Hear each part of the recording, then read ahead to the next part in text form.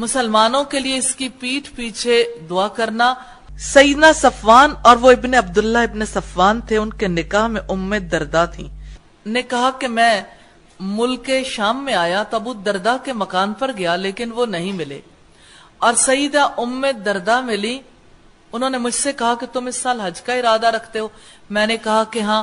ام درداء نے کہا تو میرے لیے دعا کرنا، اس لیے کہ رسول اللہ فرماتے تھے کہ مسلمان کی دعا اپنے بھائی کے لیے پیٹھ پیچھے قبول ہوتی ہے. اب آپ دیکھیے، جب بھی صحابہ کرام آپس میں بات چیت کرتے ہیں، ہمارے اسلاف بات کرتے ہیں، تو محض ایک بات اپنی نہیں کہتے، ساتھ میں ریفرنس دیتے ہیں کہ میرے لیے دعا کرنا، اس لیے کہ اللہ کے رسول نے فرمایا جو مسلمان کے پیٹھ پیچھے دعا کی جاتی ہے، یعنی اس کا مسلمان بھائی دعا کرتا ہے، وہ قبول ہوتی. اب یہ وہ چیز ہے جو رغبت دلانے والی، یہی بشارت ہے.